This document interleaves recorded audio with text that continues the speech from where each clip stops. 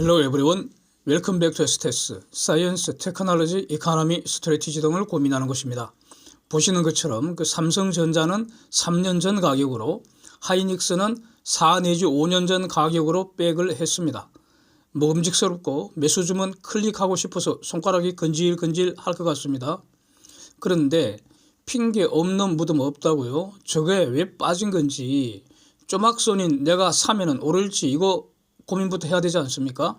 예, 세상에 큰 손은 없습니다. 가령 골드만삭스도 시장 전체에서는 쪼막손의 일종일 뿐입니다. 그래서 일단 매수하기 전에 반드시 체크하고 또 각자 답을 얻어야 할 그런 지표들을 체크를 해봤습니다. 먼저 지난 2년간 전년 동월비 반도체 생산 추세 같이 보겠습니다. 21년에는 4월 한 번 제외하고는 매월 전년보다 반도체 생산이 증가를 했는데 22년에는 3월부터 생산이 감소하고 있습니다. 특히 하반기 이후 생산 감소 가속되고 있고요. 4분기에는 두 자릿수로 줄어드는 그런 상황입니다. 연간 반도체 생산을 보면은 20년은 전년비 19.6% 상승했고요. 21년은 전년비 34.3% 상승입니다. 그러나 22년은 이제 다음 달 통계 나오겠죠. 분명히 저 마이너스이지 않겠습니까? 예, 세상이 정반대로 바뀌어버렸습니다. 반도체 만드는 이유는 오직 하나입니다. 하나. 팔아서 돈으로 교환하려는 거 아닙니까?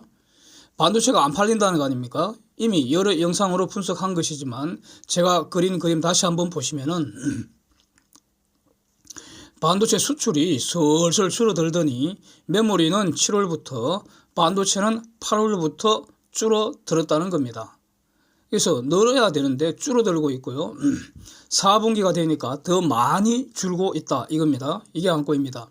수출은 해외 수요 아닙니까? 그래서 이건 만들었는데 안 팔린다는 거 아닙니까? 결국 재고가 늘어난다는 것인데, 그래서 이제 다른 그림 보시면 제조업 전체 재고지수도 급증을 하고 있는데 반도체 재고지수는 저거 완전히 어지러울 정도로 스카이라켓 하는 모습이 확인됩니다.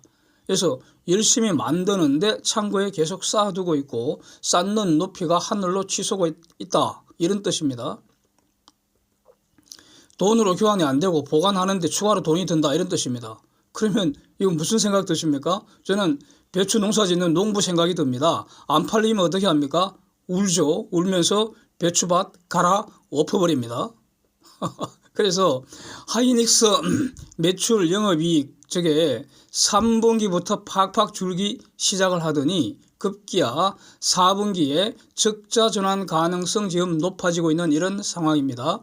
그래서 이걸 다 반영을 해서 코스피가 금년에 마이너스 25% 하락할 때 하이닉스는 마이너스 43% 그냥 반토막 수준으로 폭락했다 이런 뜻입니다. 그런데 여기서 몇 장 그림을 더 그려봤는데 가령 마이크론, 웨스턴 디지털, 그 다음에 나냐 그림 보십시오. 매출과 이익입니다. 하이닉스하고 비슷하지 않습니까? 즉 직전 분기부터 지금 쪼그라드는 모습이 확실하고요. 다음 분기 적자 진환 예상하고 있습니다. 전부 다 공통입니다. 그래서 저 마이크론 테크놀로지, 웨스턴 디지털, 나냐 공통점은 뭡니까? 하이닉스하고 메모리 전문 업체입니다. 메모리 전문 업체. 그렇다면은 이것은 메모리 업황이 지금 매우 나쁘구나 이렇게 이제 당연히 이제 판단을 해야 되는데, 그러면 이거는 메모리 시장 전체의 리스크니까 이런 걸 시스템 리스크라고 하지 않겠습니까? 그런데 하이닉스는 유독 더 떨어졌다는 겁니다. 즉 하이닉스 고유한 리스크가 더 있다는 거 아닙니까? 그게 뭐겠습니까? 이걸 알아내야 하잖아요. 그래서 이걸 찾아내고 또 그걸 평가해보지도 않고 많이 내렸다고 무조건 사면은 그거는 돌멩이겠죠. 그렇죠? 그래서 투자의 신, 이 천재 투자는 그렇게 안 한다는 겁니다. 그래서 하이닉스 그 고유한 리스크가 뭘까? 저 차이컴 리스크 아닌가 이렇게 저는 정리를 하고 있습니다. 인텔의 낸드 사업부 인수한 거, 그 솔리다임이라는 거, 이것도 지금 공장이 준공에 있지 않습니까? 그래서 지금 인텔은 생각이 있어서 그 낸드 사업 팔았던 것이고, 또 하이닉스는 또 생각이 있어서 그걸 이제 돈을 엄청 주고 샀다는 거 아닙니까? 그래서 그런데 문제는 하이닉스가 인수 당시에 하려고 했던 그게 뭔지는 알 수는 없지만 그게 지금 다 틀어져 버린 거 아닙니까? 계획대로 할 수가 없게 돼 버렸잖아요. 웬관이 바로 그 미국 중공 간의 칩 우어, 반도체 그 전쟁 때문입니다. 기술 전쟁 때문입니다.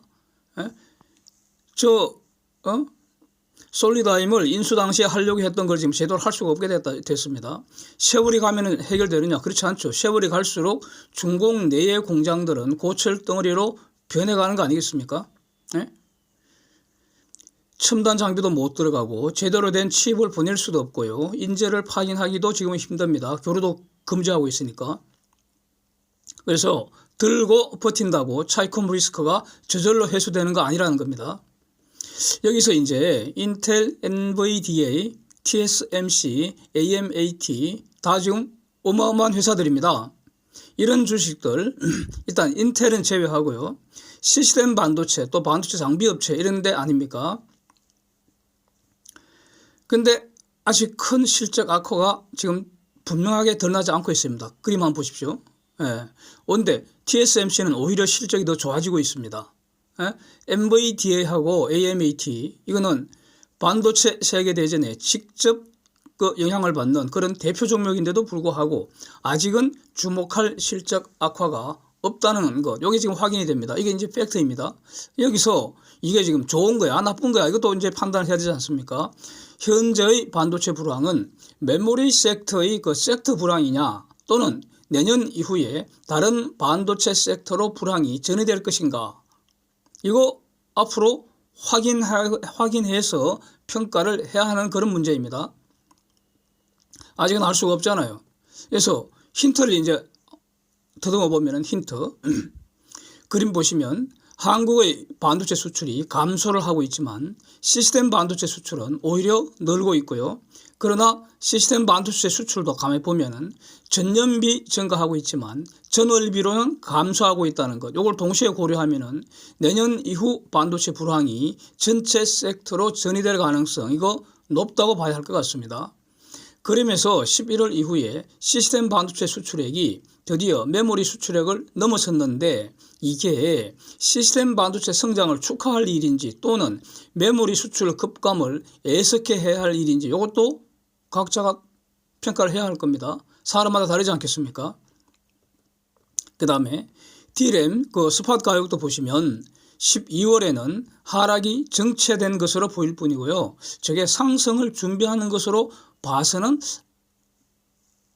안 될 것 같다. 무슨 이런 의견입니다. 제가 목 감기가 살짝 들어서 지금 음성이 제대로 나오질 않고 있습니다. 좀 좋게 봐주시기 바랍니다.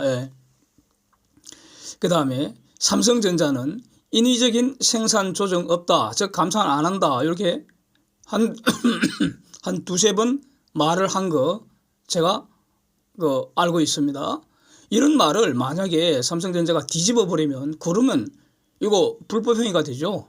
이거는 어마어마한 그 공개된 그런 상장 기업인데 그걸 공식적으로 생산 조정 없다고 말하고 뒤로 생산 조정 해버리면 그거는 사기가 되잖아요. 그래서 불법 행위고 더 심하면은 범죄가 될 수도 있기 때문에 생산 조정 없다고 했으면 생산 조정 없는 겁니다. 삼성전자는. 그 말은 메모리 어떤 그 분야의 치킨 게임 이미 진행 중이다, 이렇게 평가를 하는 게 맞을 것 같고요.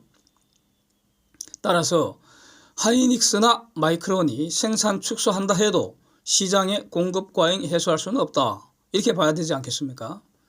그래서 이제 이걸 다 정리를 하면은 가령 그 팬데믹 진행 과정에서 그 사회적 환경이 급 변화를 했지 않습니까? 뭐 재택근무라는 것도 생기고요. 그러다 보니까 학교도 그렇고 기업도 그렇고 다 집에서 해야 되니까 집에서 하기 위해서는 이제 통신 발달해야 되고 노트북 같은 이런 게 필요하니까 그냥 반도체 수요 폭증을 했고요. 그 가운데 이제 메모리 생산도 엄청 늘었는데 이제 팬데믹 이전으로 다 지금 돌아가고 있다는 거 아닙니까?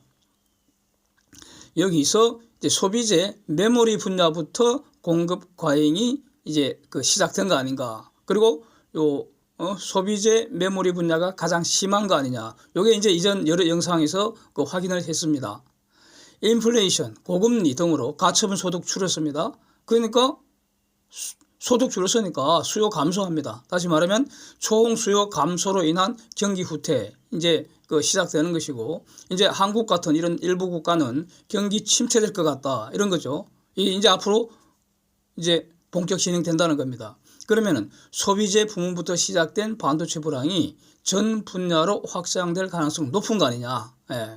그 다음에 여기에 이제 US 차이나 텍 우어도 가시하게 된다는 겁니다. 이 미중 기술 전쟁은 제가 볼 때는 제가 이렇게 정리합니다. 무제한, 무기한, 무조건 이런 3대 특징이 있는 것 같습니다. 전 산업 분야에 대해서 종료 기한 없이 협상 조건도 없습니다. 미국이 뭘 원하는 것도 없습니다. 즉 협상도 없다는 겁니다. 그냥 와, 뭐 진짜 무섭습니다. 지금 저는 그렇게 보입니다. 그래서 그렇다면 아직은 반도체 주식 매수 시기 아니지 않느냐 이런 겁니다. 수출이 증가하고 그러면 이제 생산이 증가하고 그러면 또 재고는 감소하고 그 다음에 스팟 가격 의미 있는 상승세를 보이고 고정 가격도 상승하고 이런 거 지금 차분하게 기다리면서 확인을 해야 한다는 겁니다.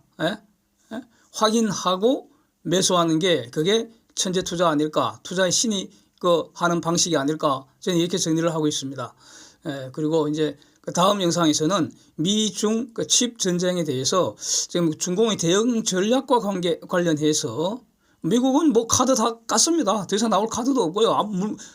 더 강화되겠죠 앞으로. 저게 더 강화되리라고 봅니다. 근데 이제 중공의 대응 전략이 매우 이제 궁금한데 여기에 대해서 그 베이징의 칭화대학의 뭐 교수라는 사람이 아주 재미있는 그 주장을 했는데 그게